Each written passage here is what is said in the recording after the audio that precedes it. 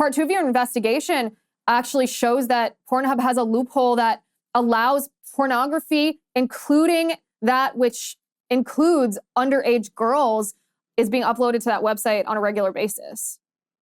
Yeah, there's a loophole that it allows uploaders to upload videos that don't contain the faces of the people in the videos, and Pornhub is not verifying the age, identities, consent of those people. So there's so much room for error, as Mike Farley says. It makes so much money. Pornhub has not wanted to address and fix this loophole because of just the sheer profits they're receiving.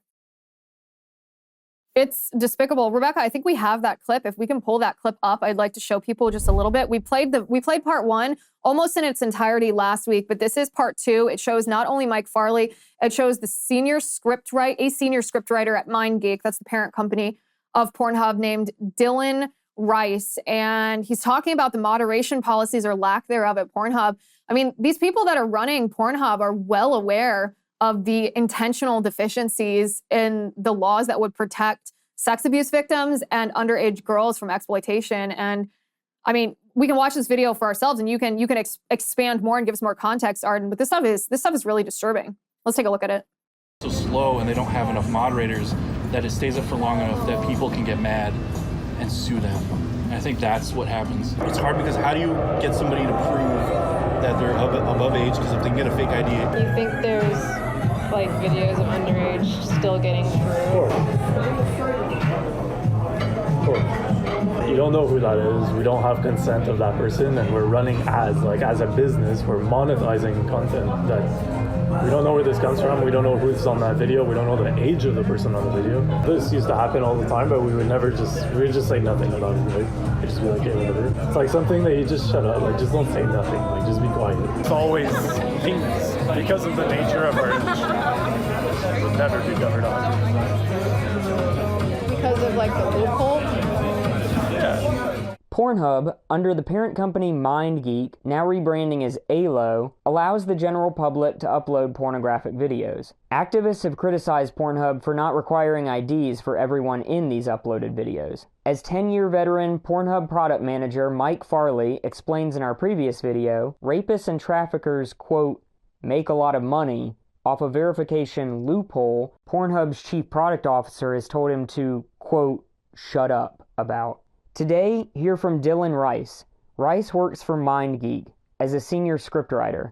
In fact, he's worked there over 5 years. How long have you been there? 6 years, 7 years. Rice also tells our undercover reporter about MindGeek's moderation failures. They made so much money, and they were like top of the world, but they fumbled so hard because they didn't take any of that money and reinvest it into moderation or like quality of the site. They just kind of gave it all to executives, and then they just made a shit ton of profit. So then when all these controversies started happening about like remove this content, what about this company, your advertisers are bad, they didn't have enough background and funding to fight back. They didn't do enough for their own work. So I think that hurt them really hard. A lot of people got fired. Like all the people in charge of Pornhub were like wiped out. They brought in a whole bunch of new people. Right. Because like they were kind of,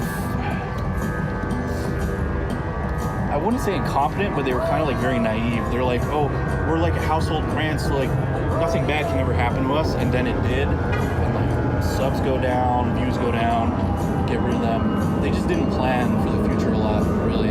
So I would say there probably was some like teen men and women like on there, and it gets flagged and it gets taken down, but the system is so slow and they don't have enough moderators that it stays up for long enough that people can get mad and sue them. And I think that's what happens. Rice says Pornhub could operate legally let's using stop. Let's stop here. So guys, if you want to watch this full video, as long as X allows it to be posted, it will be available on X. You can also go to Sound Investigations and see this full video. Arden, you're the voice that we don't see in this video. I mean, how do you sit there in this conversation? I know you're in character, but how do you sit there and hear these men talk about loopholes that allow rapists and sex traffickers to upload pornography of their victims and hear them admit that there are he calls them teen men and women, but that's a minor, right. That's a child. I mean, that's against the law. How do you sit there and hear that without reacting? It's a little bit surreal. In the moment, I'm just in a weird zone. It kind of sounds weird to say, but when I do get admissions of that sort in the moment, I don't get mad. I get a little bit of an adrenaline spike and I just start digging for more, because that's what I'm there for. I have a serious hunch and I'm pretty much convinced that these things are happening.